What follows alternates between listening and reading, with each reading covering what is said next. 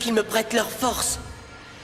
Et l'univers qui est en moi me dit que tout ira bien, que je vais y arriver.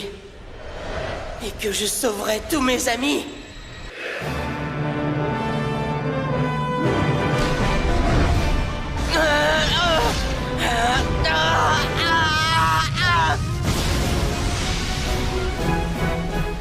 Quoi? Ce garçon, il a réussi à pulvériser les rochers.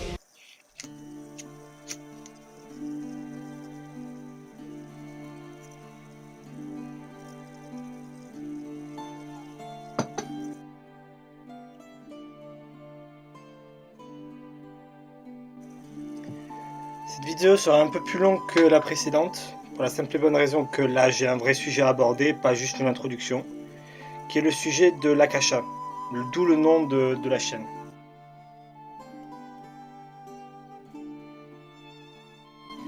Alors l'Akasha, qu'est-ce que c'est pour décrire en quelques mots? Ça va être difficile de le décrire en quelques mots en réalité. Tout le monde a déjà ressenti ce lien intrinsèque qu'on a tous avec l'univers, avec les forces cosmiques. C'est justement pour cela que j'ai utilisé cet extrait en début de vidéo, parce que je trouve qu'il illustre absolument ce que je voulais dire.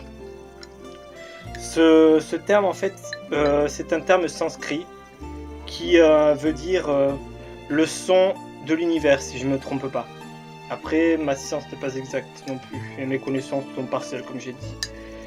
C'est-à-dire que il me semble, si je me souviens bien, que les moines, pendant leur méditation, produisent un son qui est le fameux Om qu'on a souvent entendu dans certains films ou ce genre de choses. Ce son leur permet d'entrer en contact avec les forces cosmiques, avec l'énergie environnante de l'univers, en quelque sorte. Et grâce à ça, ça permet de se rendre compte qu'on fait partie d'un grand tout. D'un grand tout qui est l'univers, justement. Je rejoins assez Ernesto sur sa logique.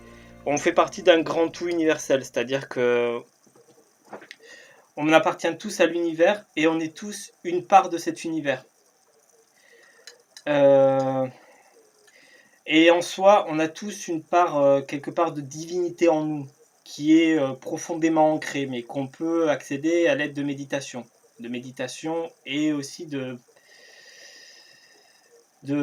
prise de conscience, c'est-à-dire spiritualité, la spiritualité, tout ça.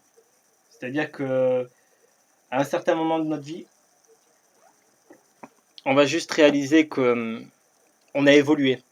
On a évolué et on a passé un cap assez primordial dans notre existence. Un certain blocage quelque part. Quelque chose qui nous bloquait et qui nous empêchait d'avancer. Et bien ça y est, on a réussi à le dépasser. Et quelque part, on a évolué spirituellement. Et on le ressent au plus profond de nos tripes. Je ne sais pas si je suis le seul à ressentir ça. Après, ce que je témoigne, c'est vraiment de l'expérience personnelle, mais ça se peut très bien qu'il y en ait qui aient vécu la même chose. C'est même très probable. Et c'est une expérience assez unique, en fait. Ce que je fais personnellement, ce que je fais pour me rendre compte de mon union avec l'univers, de ma partialité d'existence, quelque part, c'est que je médite, tout simplement. Je vais m'allonger dans l'herbe ou sur la terre, vraiment en contact avec la nature, l'élément le plus authentique qui soit après l'eau. L'eau d'ailleurs est un excellent conducteur énergétique, mais ça j'y reviendrai plus tard. C'est un autre point.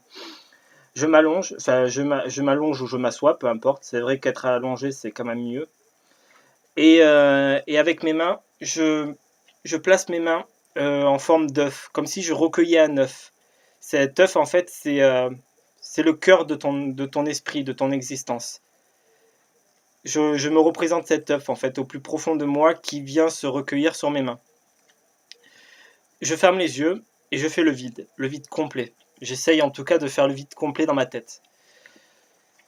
Et c'est grâce à ça que j'arrive la plupart du temps, c'est pas toujours, ça dépend vraiment de mon état d'humeur ou des circonstances, à ressentir des vibrations autour de moi. C'est-à-dire que je pense que l'univers n'est pas fait que d'énergie. Il est fait de vibrations énergétiques, de sortes de vagues. Des vagues qui sont des fréquences sonores que l'on peut entendre et qu'on peut ressentir parce que nous sommes également des fréquences. Et notre fréquence énergétique est réglée sur cette fréquence, justement. Enfin, pas toujours. Il faut se régler là-dessus pour pouvoir la sentir. Je me suis mal exprimé. Il faut se régler là-dessus pour pouvoir la sentir. Et qu'est-ce que ça apporte, justement, de ressentir ça? Ben, en fait, pas grand-chose. Si ce n'est la satisfaction de se sentir appartenir à quelque chose et de plonger au plus profond de soi. C'est également un moyen d'introspection. C'est-à-dire que grâce à ça, on va ressentir notre propre écho s'élever. On va sentir nos propres vibrations s'élever au plus profond de nous-mêmes pour sortir, jaillir. Et oui, c'est une élévation spirituelle, tout simplement. C'est le détachement des choses, le détachement de la matière pour plonger au plus profond de son âme et en ressortir plus grand, tout simplement. C'est quelque chose d'assez unique, en fait. Lorsque j'en ai parlé avec un ami, il n'a pas compris. Il a tout simplement pas compris. Et j'ai beau lui expliquer, je pense que même là, en expliquant par vidéo, je pense que tant qu'on n'a pas testé soi-même l'expérience, on ne peut pas comprendre ce qu'on ressent lorsqu'on médite au point de ressentir son lien avec l'univers et avec tout ce qui nous entoure.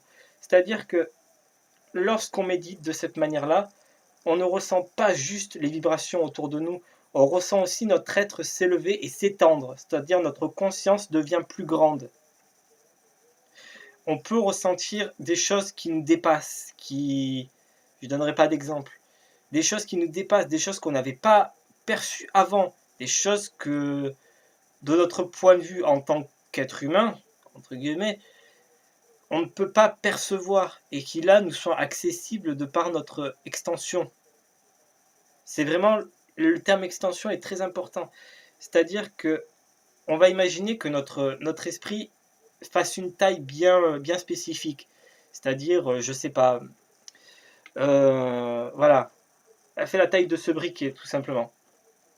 Et lorsqu'on entre en état de transe, ce que j'appellerais l'état de transe quelque part, elle s'étend au point de grandir à ce point-là. Et donc du coup, des choses qui avant nous semblaient inaccessibles ou complètement incomprises, qui nous semblaient complètement incompréhensibles, tout de suite, on comprend mieux. On comprend mieux pourquoi certaines personnes agissent telles qu'elles agissent, pourquoi nous avons agi nous-mêmes de cette manière-là, pourquoi les choses tournent-elles ainsi. C'est-à-dire des choses qui nous dépassent, qu'on a le sentiment qu'on n'arrivera pas à les comprendre. Et bien là, si, on arrive à les comprendre tout simplement parce qu'on a évolué, parce qu'on a grandi spirituellement. J'ai l'impression d'être un prof. Non, mais j'espère que le message, j'espère que ma manière d'expliquer est correcte, que vous comprendrez ce que je voulais dire. C'est vrai que c'est pas évident d'expliquer ce que je ressens lorsque je médite de cette manière-là. Je pense que je suis pas la seule personne à ressentir ça, mais vraiment pour moi l'akasha, tout simplement l'akasha, pourquoi ce titre justement de vidéo, c'est ça, c'est vraiment ça, c'est l'énergie tout autour de soi, c'est vraiment l'énergie environnante, tout ce qu'il y a autour de nous, tout l'univers en quelque sorte, vraiment l'énergie universelle, c'est vraiment, il y a rien au-dessus, et c'est pour ça que je pense que nous avons tous une part de divinité en nous, que nous allons chercher en puisant autour de nous, nous allons étendre notre conscience tout autour de nous, dans l'univers, pour qu'elle nous aide à chercher notre propre divinité. Et c'est pour ça vraiment que je pense que nous avons tous un mini-dieu.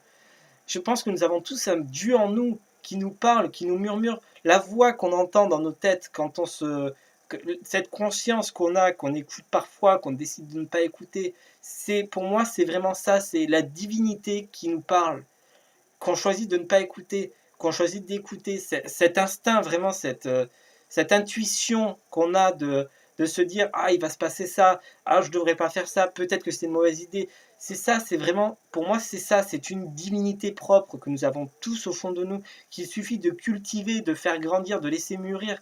Et avec ça, de laisser notre propre spiritualité, notre grandeur d'âme évoluer avec elle.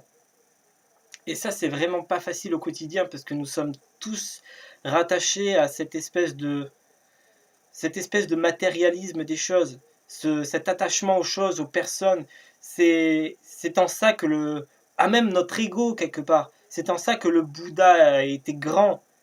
Il s'est détaché de tout, de son propre ego, de sa propre matière, de ses proches, de tout ce qui le retenait en ce monde pour s'élever à quelque chose de plus grand. Ça demande des sacrifices, oui, mais je pense que la vie devient vraiment plus belle après. Voilà, si cela vous percute, si vous n'arrivez pas à comprendre quelques points de mon explication, je vous invite à laisser des commentaires ou à me demander, à lancer le débat en commentaire, si ça vous intéresse. Merci.